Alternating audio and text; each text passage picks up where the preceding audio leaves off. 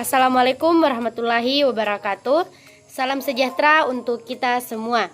Yang saya hormati Bapak Dosen Suyono SPMSI selaku dosen pengampu mata kuliah Ekologi Umum. Yang saya banggakan teman-teman sekalian. Pertama-tama, marilah kita panjatkan puji dan syukur kehadirat Tuhan Yang Maha Esa karena atas berkat dan rahmat-Nya sehingga kita dapat berkumpul di ruang kelas ini.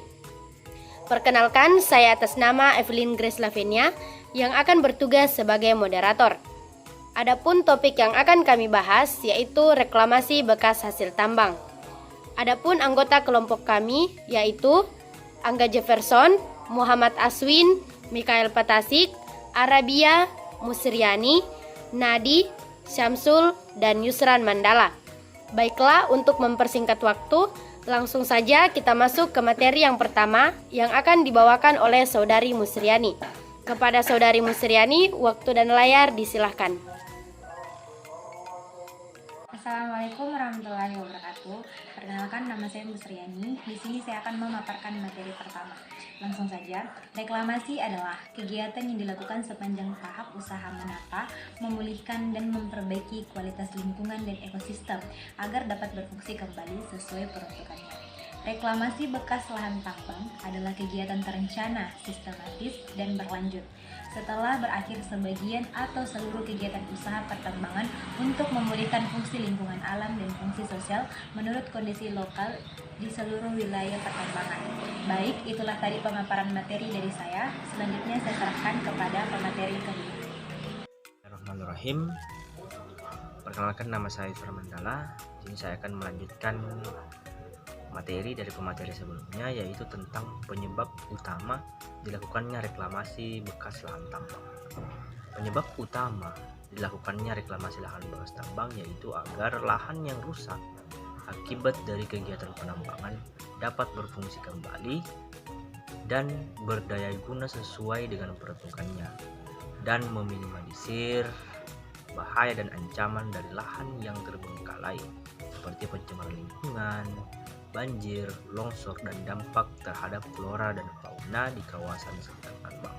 Kemudian, selain itu, reklamasi tambang pada lahan merupakan upaya untuk memperbaiki kondisi lingkungan pasca tambang, juga agar menghasilkan lingkungan ekosistem yang baik dan diupayakan menjadi lebih baik dibandingkan dengan awalnya, dilakukan dengan mempertimbangkan potensi bahan galian yang masih tertinggal. Demikian materi dari saya. Akhiri, Assalamualaikum warahmatullahi wabarakatuh. Assalamualaikum warahmatullahi wabarakatuh. Perkenalkan, nama saya Muhammad Aswin, NIM A012-1040. Baik, saya selaku pemateri ketiga akan melanjut sebelumnya pembahasan yang sudah disampaikan oleh pemateri kedua, yaitu Saudara Yusran Mandala. Di materi ketiga ini saya akan membahas mengenai tahapan interaksi antara makhluk hidup dengan lingkungan reklamasi lahan bekas tambang. Mengadakan suatu tata kelola lingkungan environmental geoformats dapat juga disebut sebagai tata kelola lingkungan hidup.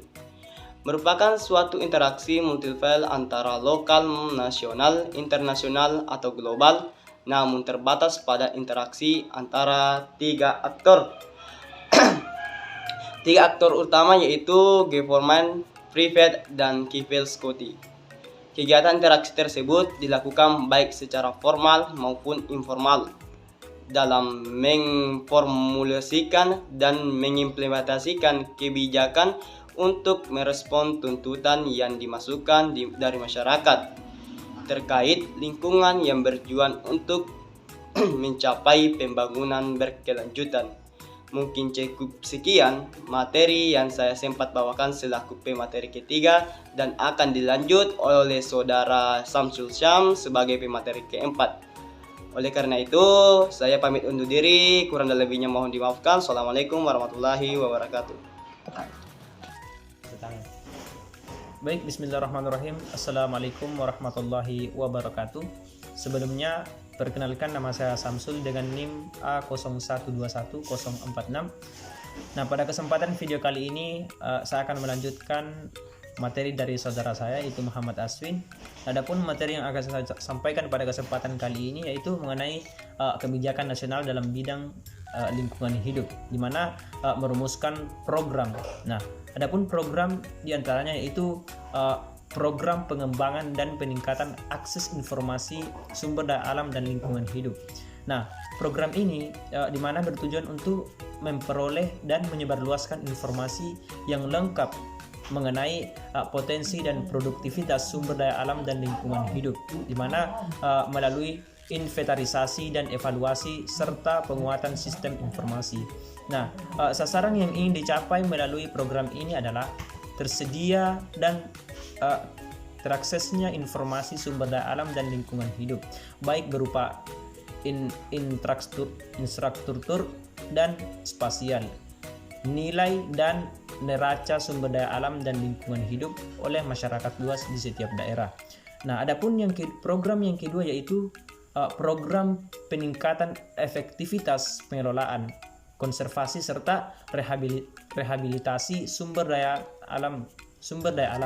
Nah, tujuan dari program ini di mana yaitu menjaga keseimbangan pemanfaatan dan pelestarian sumber daya alam dan lingkungan hidup, hutan, laut, air, udara, dan mineral. Nah, sasaran yang akan dicapai dalam program ini adalah termanfaatkannya sumber daya alam untuk mendukung kebutuhan bahan baku industri secara efisien dan berkelanjutan. Nah, adapun program yang ketiga yaitu program penataan kelembagaan dan penegakan hukum. Nah, pengelolaan sumber daya alam dan pelestarian lingkungan hidup. Program ini bertujuan untuk mengembangkan kelembagaan, menata sistem hukum, perangkat hukum dan kebijakan, serta menegakkan hukum untuk mewujudkan pengelolaan sumber daya alam dan pelestarian lingkungan hidup yang efektif dan berkeadilan. Nah, sasaran program ini adalah tersedianya kelembagaan bidang sumber daya alam dan lingkungan hidup yang kuat dengan didukung oleh perangkat hukum dan perundangan serta terlaksananya upaya penegakan hukum secara adil dan konsisten. Nah, program yang keempat yaitu program peningkatan peranan masyarakat dalam pengelolaan sumber daya alam dan pelestarian fungsi lingkungan hidup. Nah, tujuan dari program ini adalah untuk meningkatkan peranan dan kepedulian pihak-pihak yang berkepentingan dalam pengelolaan sumber daya alam dan pelestarian fungsi lingkungan hidup. Mungkin itulah materi yang sempat saya sampaikan. Yang dari saya, Assalamualaikum warahmatullahi wabarakatuh. Baik, perkenalkan nama saya Mikael Patasik, NIM A0121042. Nah, kali ini saya akan melanjutkan materi yang selanjutnya pada bagian skema pembagian tahapan reklamasi lahan bekas tambang. Nah, skema tahapannya ini kita mulai dari orientasi lapangan. Nah, orientasi lapangan ini adalah sebuah kegiatan yang dilakukan untuk mensurvei yang bertujuan untuk mengetahui seberapa luas bekas tambang tersebut. Nah, setelah kita mengetahui luas daerah bekas tambang tersebut, tahapan selanjutnya yang kita lakukan adalah menentukan permasalahan. Nah, pada bagian permasalahan ini kita meneliti permasalahan apa yang ditimbulkan oleh bekas tambang tersebut. Nah, setelah kita mengetahui permasalahan yang ditimbulkan, selanjutnya kita masuk ke dalam tahapan yaitu studi literatur. Nah, pada bagian studi literatur ini adalah kegiatan yang berkenan mengumpulkan data pustaka dan mengelola bahan penelitian. Nah, jadi setelah kita melakukan penentuan permasalahan tersebut, kita langsung melakukan studi literatur yang bertujuan untuk mengelola bahan penelitian. Nah, tahapan selanjutnya yaitu pengambilan data. Nah, pada bagian pengambilan data ini kita melihat dari studi literatur ya, pada bagian pengelolaan bahan penelitian. Nah, dari situ kita bisa melihat apakah permasalahan ini termasuk ke dalam permasalahan primer atau permasalahan sekunder. Nah, setelah kita melakukan tahapan itu, kita langsung melangkah Selanjutnya pada bagian pengelolaan data. Nah, pada bagian pengelolaan data ini kita menghitung produktivitas dari segi alat berat. Nah, alat berat apa yang cocok kita gunakan untuk mereklamasi lahan bekas tambang tersebut. Nah, setelah kita melakukan semuanya ini, kita masuk pada tahapan yaitu perencanaan reklamasi. Nah, perencanaan reklamasi ini adalah tahapan akhir setelah kita melakukan mulai dari orientasi, penentuan permasalahan, studi literatur, pengambilan data, pengelolaan data. Nah, barulah kita melakukan perencanaan reklamasi. Nah, perencanaan reklamasi ini dimana kita mula-mulanya yaitu dari penataan lahan dan perencanaan biaya langsung maupun tidak langsung. Nah, setelah kita melakukan semuanya ini, barulah kita dapat menentukan kesimpulan dan saran dari lahan bekas tambang tersebut, permasalahan yang ada pada lahan bekas tambang tersebut. Nah, demikian materi yang sempat saya bawakan. Saya serahkan ke pemateri selanjutnya. Terima kasih. Bagian E, dampak yang terjadi terhadap adanya reklamasi lahan bekas tambang. Yang pertama, kesuburan fisik perkembangan akar tanaman akan terjamin apabila tanah memiliki sirkulasi air dan udara yang baik. Sirkulasi yang baik akan terjadi apabila tanah memiliki konsistensi yang gembur dan struktur tanah yang telah berkembang. Konsistensi gembur umumnya dimiliki oleh tanah-tanah yang memiliki kandungan bahan organik tinggi. Yang kedua, kesuburan kimia.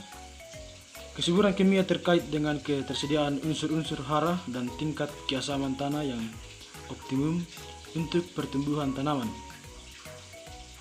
Untuk meningkatkan keberhasilan revegetasi, seringkali ditaburkan tanah pucuk setebal 5-100 cm ke atas lahan bekas tambang yang sudah ditata dengan asumsi bahwa tanah pucuk tersebut merupakan tanah yang subur secara kimia dan fisik.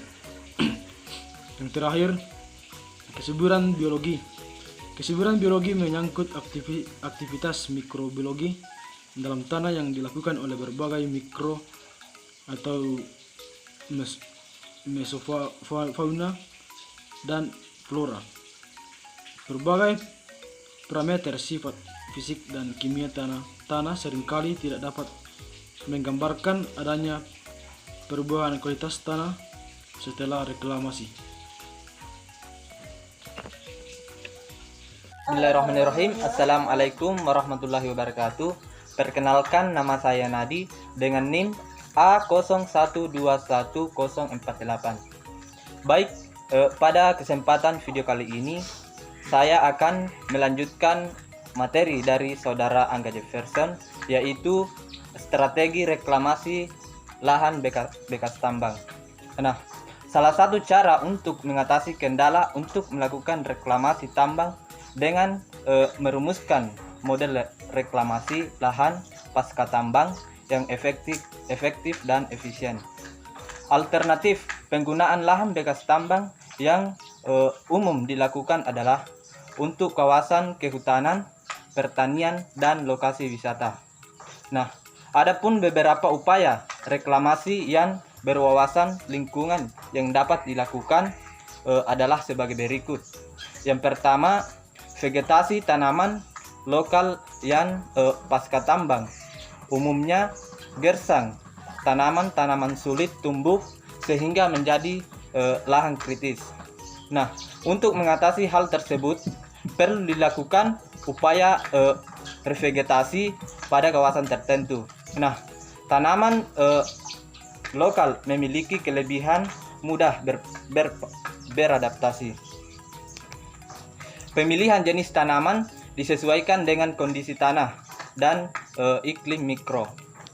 Dengan menggunakan tanaman lokal juga merupakan upaya untuk menjaga kelestarian hayati. Nah, yang kedua, bersinergi dengan alam rehabilitasi pasca tambang dengan kombinasi antara upaya manusia dengan kekuatan alam menjadi energi yang sangat bagus untuk memulihkan lahan pasca tambang. Diungkapkan oleh Ishak Yasir dari Balai Penelitian Teknologi Konservasi SDA Samboja, memanfaatkan mikroorganisme. Salah satu mikroorganisme yang mendominasi dalam ekosistem tanah yang dapat memperbaiki fungsi lahan adalah fungsi atau jamur. Beberapa fungsi juga mampu membentuk asosiasi ektotropik dalam sistem perakaran pohon-pohon hutan. Nah, fitoremediasi adalah salah satu upaya yang bisa dilakukan untuk memperbaiki keseimbangan lahan yang melibatkan tanaman berklorofil. Teknik fitoremediasi ini sebagai penyerap kandungan polutan pada tanah dan air melalui tanaman berklorofil tersebut. Tempat wisata lubang bekas tambang dijadikan sebagai tempat wisata menjadi pilihan yang menarik. Selain dapat menikmati keindahan alam, tempat wisata lubang bekas tambang dapat dijadikan sebagai wisata edukatif untuk memberikan wawasan pertambangan bagi pengunjung yang berwisata. Mungkin sekian yang dapat saya paparkan. Assalamualaikum warahmatullahi wabarakatuh. Perkenalkan, nama saya Rabia. Baik, saya akan membawakan materi yaitu kesimpulan dari reklamasi lahan bekas tambang, yaitu kegiatan penambangan terutama tambang terbuka akan menyebabkan kerusakan lahan baik secara fisik, kimia, dan biologi. Kegiatan reklamasi bekas tambang harus dilakukan mengurangi dampak lingkungan sekaligus mengembalikan lahan kondisi seperti semula.